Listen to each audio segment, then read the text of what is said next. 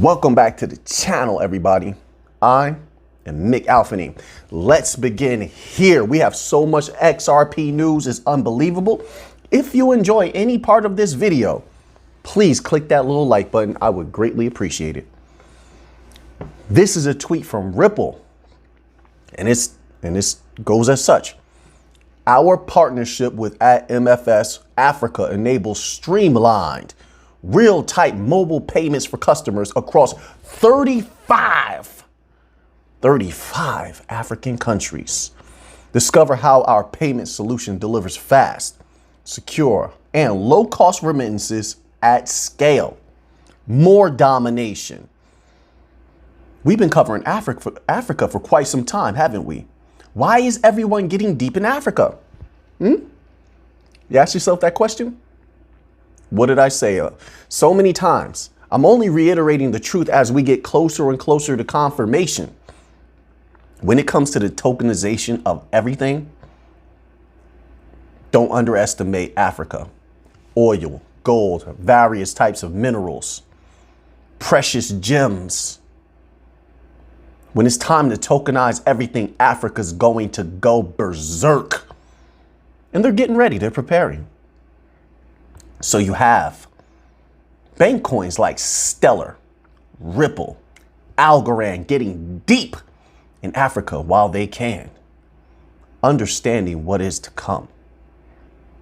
And believe you me, I want every little piece of the money that's going to flow, value that's going to flow through them because of these strategic moments, these strategic movements. My apologies. So let's read just a little bit about what they're saying here. It says, mobile money has long supported economic growth for businesses and individuals throughout Africa. And financial players are looking to further strengthen digital payment rails across the continent. So as we know, for the last few years, the bank coin blockchains have been laying these rails little by little, building quietly. Now they're doubling up. Now all the interoperability is beginning to come into play for that flip of the switch moment. MFS, a leading fintech with the largest mobile money footprint in Africa. Let's stop there. So once again, everything that Ripple's involved in is major.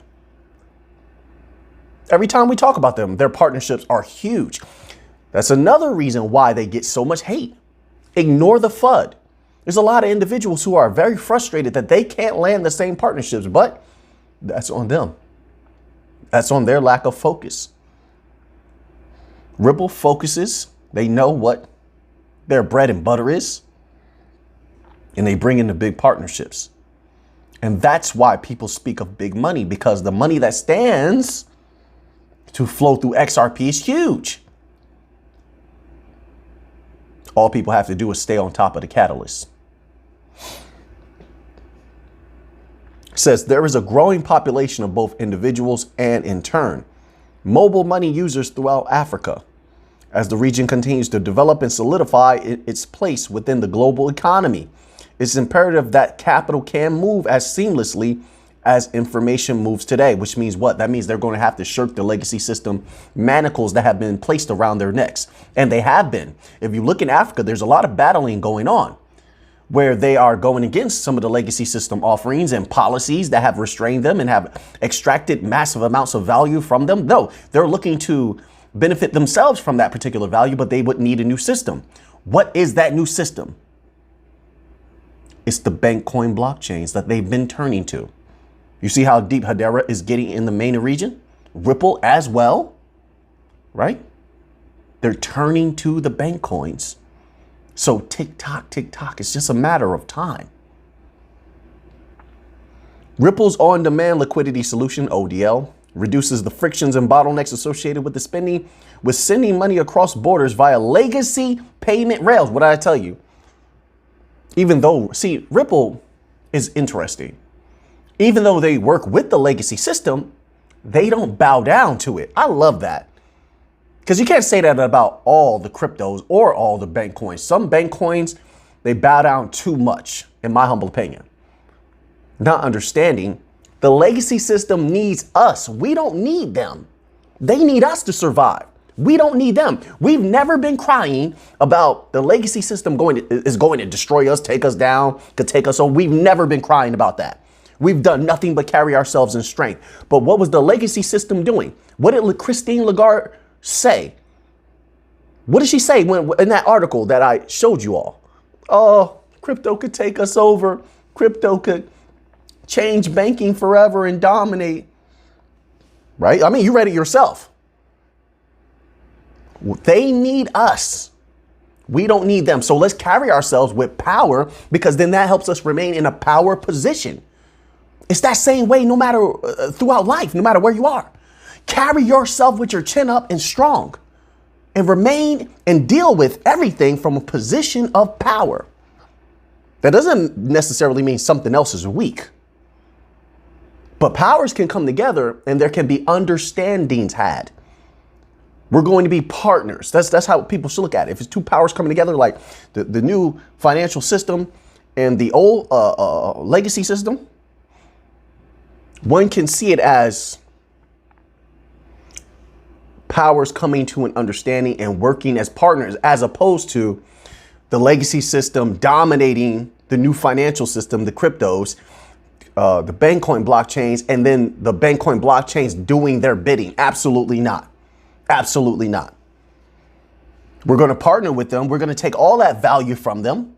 Those prices are going to explode. In my humble opinion, it's not financial advice. Make up your own mind. Just my humble opinion. We're going to take all that value from them. Prices will explode. And a new age of the world will have dawned. It's a possibility. No guarantees, of course. Let's move on to this next article here. This article is from U.Today and it's titled, XRP Ledger Gets New Amendment. Here's what it should fix. Let's read this little tidbit here. An amendment called Check Cash Makes Trust Line, okay, is designed to automatically create a trust line to hold any XRPL token received via check. Ooh, that's interesting. The innovation is designed to increase the efficiency and speed of the system. When previously, to quote, cash a check, one had to create a trust line for the token being received manually through the sending of a special transaction. The amendment is more of a patch to an earlier check's innovation, which introduced paper check functionality to XRP Ledger. So we're just getting stronger and stronger, better and better. Look how many innovations we continue to have over the past few months. I expect that to not only continue, but to explode at some point. I think they're holding a lot back. I really do. You might say, why? Well, I think that they really want to cause FOMO. Just my humble opinion. I think they want to cause FOMO, not from retail, but from the institutions once there's regulatory clarity. And I don't think that they want to bring too many regulatory dogs down on their neck, like too much more pressure. You understand what I'm saying? There's a lot of enemies that we still have that we don't want to really stoke their fires just yet by becoming too powerful. Right now, the legacy system, even though they're still lagging behind, they feel as though they've caught up enough to feel comfortable. If we leave them in the dust, if we surpass them too far, they're going to get worried again. And then they may put those big dollars up, while the dollar is still powerful, that is. They may put those big dollars up to try to cause a few more problems. We don't need that. I think a lot of this is very strategic, very slowly released. It's not highly publicized. Do you understand? Very strategic movement. So let's continue on here. So then we have this article here, also from U.Today. Ripple's CEO optimistic about achieving crypto regulatory clarity in the U.S. in 2023. If that happens, get ready for a bull run, at least with the bank coins. At least with the bank coins. Says Ripple's CEO, Brad Garlinghouse, has voiced his optimism about the prospects of achieving regulatory clarity for cryptocurrency in the U.S. in 2023. Commenting on the first day of the 118th Congress, Garlinghouse pointed to bills such as the Securities Clarity Act, the Cryptocurrency Facilitation for Investors and Digital Assets Act, and the Clarification for Digital Tokens Act. While no bill has been able to satisfy everyone's expectations so far, Garlinghouse believes that this could be seen as an opportunity rather than a hindrance. These proposals can provide more than a starting point for debate in Congress. Yes, but Congress has to get off their lazy backsides and actually do something. These people are terrible. Do something. Work for your paycheck. And I don't mean stand on a corner and scream with a bullhorn. I don't mean yell at your peers and put on a fake performance. I mean actually do some work. Allow your country to thrive. Do something. So we'll see. Anytime people start talking about Congress, Senate, I just have to shake my head. It's been absolutely terrible. They just kick the ball back and forth. But, well, we'll keep an eye on that and see how everything turns out. I'm hoping for the best. I prepare for the worst, but I hope for the best. And if we do get regulatory clarity, I think mostly it'll come right after we have a satisfactory victory in the SEC case. It'll force a lot of hands. There's so much corruption and so many different interlinking pieces that you can't expect Congress to go against the SEC or SEC to go against Congress. Didn't you see that they were all sitting down in meetings with that individual who's going through that particular situation right now? They all were taking money from these people. They're all connected. They can't step on each other's toes. It's going to be there's going to be a problem. So I believe that a victory in the courts, when we have the victory over the SEC, that could pave the way for regulatory clarity. It's my humble opinion. But we'll keep our eyes open and try to stay up to date with these things. Hopefully it works out. Another article here. Holy smokes. Check out U.Today. I'm just reading little tidbits here, but they released a whole cadre of great articles today. Ripple wires billion XRP. Here's how many tokens locked back in escrow. As U.Today reported 3 days ago, as 2023 started, Ripple conducted its traditional program withdrawal of a staggering billion XRP from one of its escrow accounts. These releases of XRP started 5 years ago when, well, we know all that. Let's scroll down and see if we can find something that we don't know. That's what we're here for. It says this is exactly what happened 20 hours ago. Ripple locks back 700 million XRP. Ripple moved 1 billion XRP in chunks, 500. Why do they write it like this? 500, 200, and 300. Okay, 500, 200, and 300 million XRP, and then sent 400 and 300 million coins to escrow. The unlocked billion XRP was worth approximately $352 million at the current exchange rate.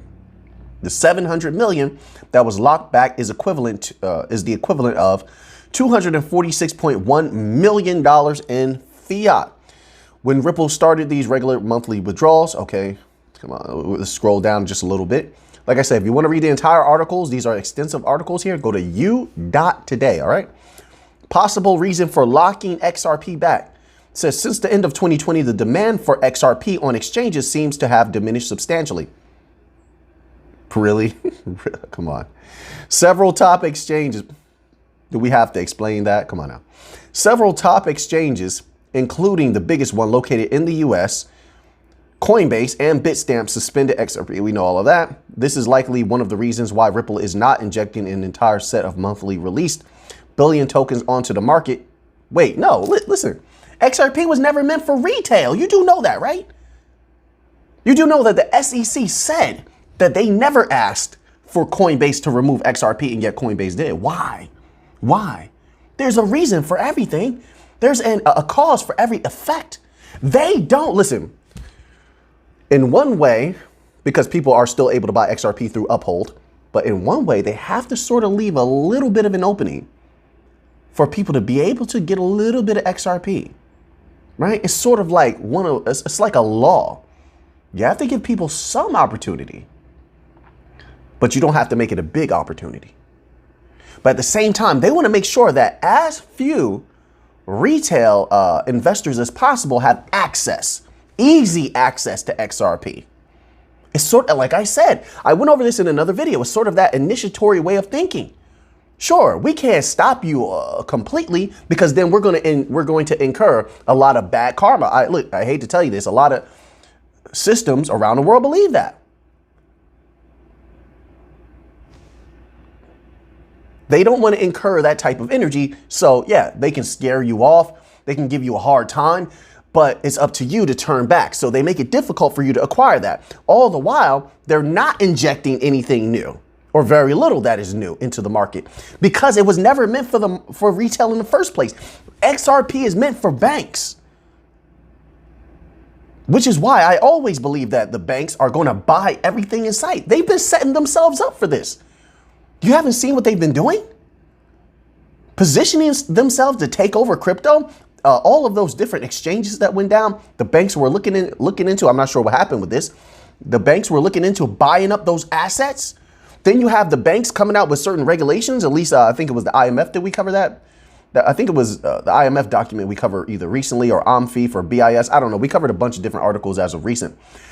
But one of those central banks was putting out regulations where the banks could hold a certain amount of crypto, regular crypto, which was a very low amount. But when it came to necessary crypto, they could hold a little bit more. But the bottom line is they're getting positioned to be the ones who are offering crypto.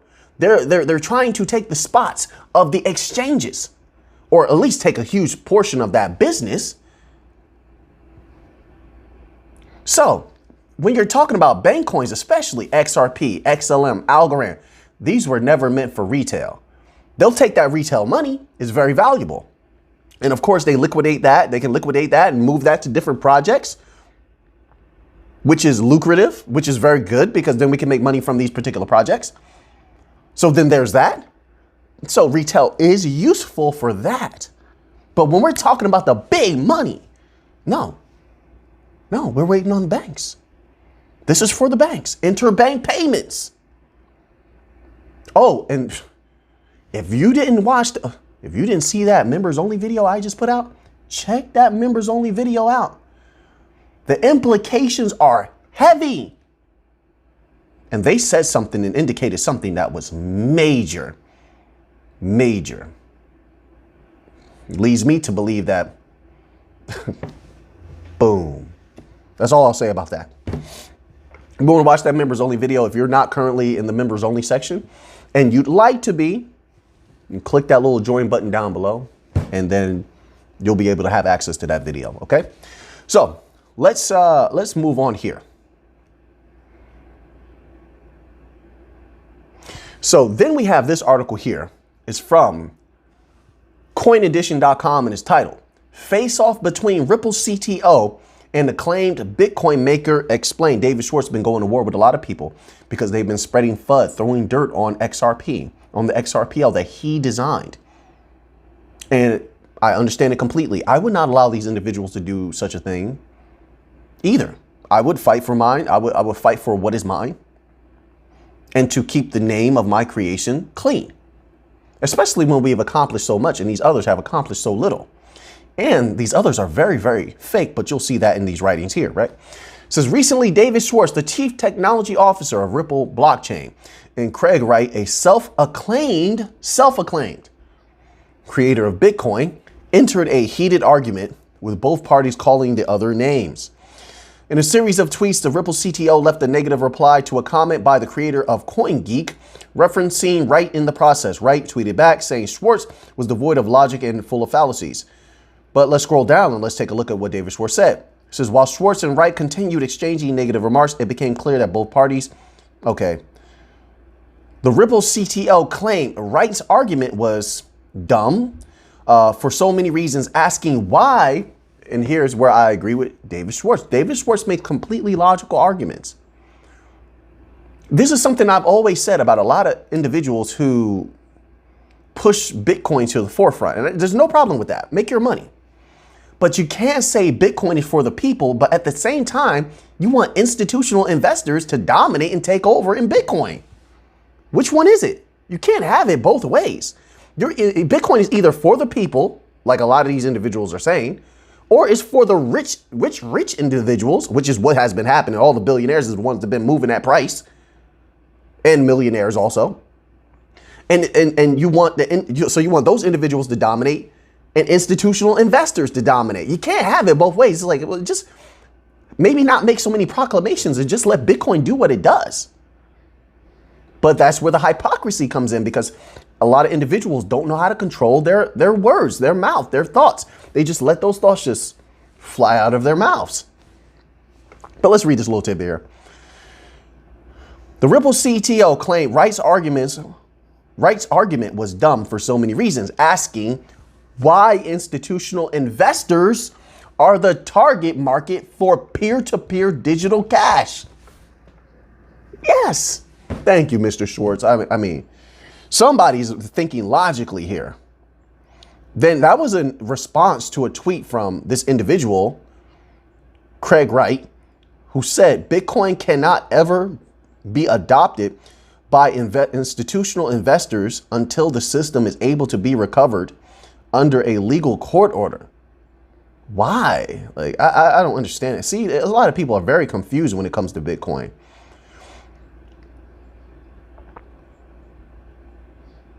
So it says, consequently, these two crypto pioneers debated the merits and flaws of XRP versus Wright's Bitcoin alternative BSV. Well, all right, so that's pretty much where that ends there.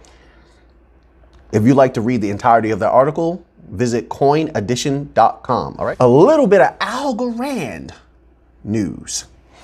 Algorand continues to dominate. Absolutely brilliant company. I love everything that they're doing. And I expect that price to explode. But let's get into this little tweet here. This is from Algo Gaming Guild. It was retweeted by the Algorand Foundation. It says, hashtag Algorand Gaming Newsletter. We have updates from Fractal Labs, XTZ Esports, Cosmic Champ. Look at all these projects. All these gaming projects. You think that's not going to have an effect? That gaming money is very good. And these will only improve over time. This is a good place to begin. This is a good start. So it says Avatar's NFT, Gunny ES, Arcadian Tales, Alchemon NFT, Algorand Casino, Algo Seas. There's so many projects here that they're giving an update here. I like how they do this. It's nice, it's concise. So things are looking very good when it comes to Algo Gaming. So then we have another tweet from Algorand, and it goes as such. At Dequency, you know, they're one of their music offerings. Algorand has been dominating when it comes to music. We have Dequency, Napster, LimeWire. I mean, and I think we're only going to continue to expand on the different music offerings that are on Algorand, which is going to be absolutely fantastic.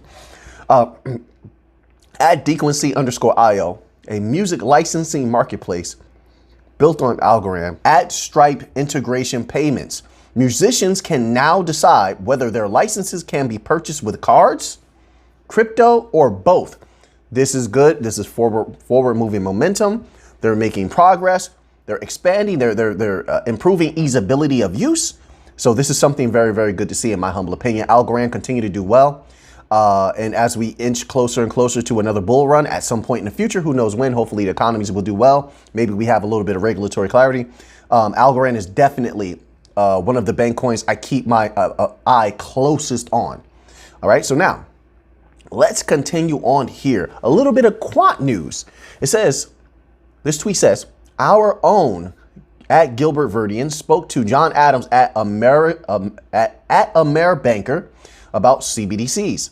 Quote, a well-designed CBDC can help provide a real-time view of risks and currency outflows to help implement specific and targeted measures to prevent financial contagions from spreading. Bank runs, mostly collapses. What Gilbert Verdian has been trying to tell them is that we have the components that are necessary for a liquidity cushion. He's been telling them this, and the bankers have been listening. Liquidity cushion, security, traceability, transparency. We can't be hacked. We're not using bridges. A lot of those bridge systems have been getting hacked lately, but not us. We have a bridgeless system when we're talking about Overledger. We're solving that problem of interoperability between the legacy system and the new financial system. Quant is completely necessary when it comes to that. So he's been informing them. Things have been going very good. They've been very aggressive at trying to bring in new banks. So let's read this little tidbit here. It says, progress on central bank digital currencies has been relatively slow, but a flurry of tests near the end of the year suggests CBDC initiatives are improving their pace. I agree with that 100%. About a dozen CBDCs have launched. Let's scroll down here. It says, quote, a well-designed CBDC can help provide a real-time view of risks. So like as it's happening, you can start to see the trickles of a bank run occurring with a CBDC or crypto before it gets out of control. That allows them, if they should choose, to press a button or program it to program that particular protocol to slow down whatever is occurring, right? You could sort of close that, how do I say it? Turn that faucet off and stop all that liquidity from leaking out. That's something that is very, very, is going to be very, very key in the future to avoid certain crises, right? So not only that, then you can look specifically at where that problem's coming from. And once you have all that data, it'll be easier to stop those problems from occurring in the future. So then we have this article here. It's on coinedition.com and it's titled, Crypto Great Reset is Coming. Now, I do believe that there's a crypto great reset coming, but not for the same reasons that this individual speaks of in this particular article here. I think the crypto great reset is coming because of the banks. The banks are trying to take over regular crypto. They're not trying to take over the bank coins because they're trying to merge with the bank coins and see them as a complementary aspect. But regular crypto, they want a piece of that. That's why they've been studying DeFi and such. And I think it's just a matter of time before all of the FUD that has turned regular retail investors away from crypto exchanges, all that FUD, all of the damage that has been done culminates. And so the next iteration of crypto, I believe, could possibly be where those people actually trust banks more than exchanges. And so while some big exchanges will still be around and hardcore crypto users may still use exchanges, and exchanges are not bad. I think most retail investors may use banks to interface with crypto. I think that is going to be the great crypto reset. And then, of course, once the governments and banks have taken over everything like they always do, everything is inevitable. They always do this. Little by little they do, sometimes violently so. But once that happens, then they will allow the money to flow like it should have been from the beginning. And that can cause those prices to explode. Now, who's going to be left around that time if that does happen? Who knows? Only you know how far your willpower goes and how patient you can be. But I do agree that there's a crypto great reset coming, but it's not going to be because of decentralization. Decentralization at this point is a myth. It's a myth because someone's always going to have big money.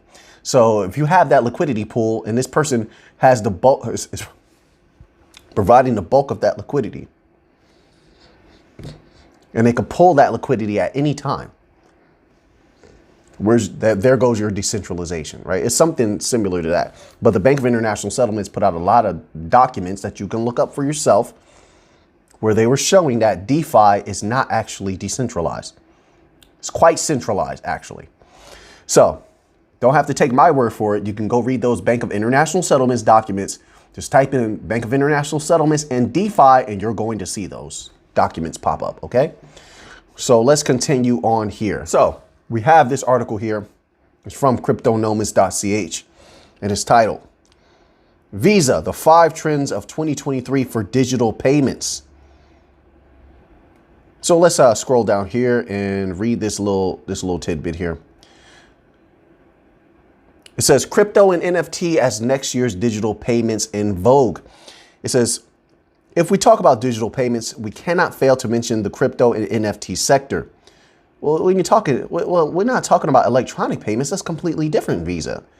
I mean, I don't know why you would say that. So when you're speaking digital payments, crypto is it. Anyway, crypto and NFT sector. According to Visa, despite the long crypto winter, market players who are, quote, doing well will continue to do so next year. So that's what I've been saying, the same thing. So Ripple will continue to do well. Algorand, Stellar, Hedera, Cello, all the Bankcoin fam, XDC. It says, we'll continue to do so next year while less reliable crypto projects will fall.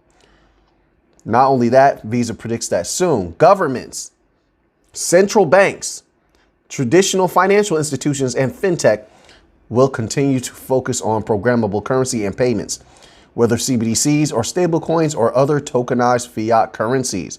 I agree 100%. Visa definitely knows what they're talking about. In this area, NFTs will also be a part of the 2023 trend for digital payments as well, as they are able to realize new use cases that are not just artwork or collectibles. I've been saying that.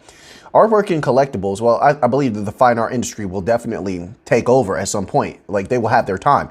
However, obviously the tokenization of everything else, debt, commodities, stocks, of course, you have that already occurring. I think that those will be the huge use cases in the future, in my humble opinion. It says recently a ranking of 5 Visa cryptocurrency cards was released. These are credit, debit, or linked to specific account cards that allow users to use and manage cryptocurrency. So there you have it. So you're going to have banks, non-banking financial institutions, all of these large money entities are going to want a piece of crypto. And that big money can definitely make those prices move, but we'll keep an eye on this. But it seems that Visa definitely knows what's going on. Keep in mind, Visa has an integration with FIS. FIS is on the governing council of Hedera. That's number one. Also, Visa works with Tala that is utilizing Stellar, the Stellar blockchain. So that's something else to maybe keep an eye on. Like, I think there's going to be a lot of MBDCs, a lot of MCBDCs where they're combining a lot of these different offerings together, and you won't know what's working behind the scenes. That really won't matter. Sort of like the parts of the engine in the car, right? You're just going to ride in the car. And I think a lot of these offerings like Stellar, Hedera will be packaged together and functioning together to some capacity when it comes to companies like Visa. I think that's what they're setting themselves up for. But like I said, we will definitely keep an eye on that. So then we have this article here. It's titled, Ukrainian Pharmacies Enable Crypto Payments via Binance Pay. So I think this is very interesting because Ukraine is continuing to move forward in the digitalization of everything. I think they're seeing that the positives of being able to pay for things anywhere, offline payments, QR code payments. And so we know that in the Ukraine, they have their central banks are working with Stellar, setting up infrastructures based on Stellar protocol. So any of these types of activities, sooner or later, that money will flow into the main infrastructure, which is the infrastructure of the banks, which is built on Stellar. So, it could have some effect, but, we'll keep an eye on it. But I think this is good progress. They're moving forward no matter what. And if they're making this much progress during these harsh times, just imagine how much progress could be made once this so-called battle is over. Battle, war, however you want to put it. Imagine when that's over, what they're going to be able to do.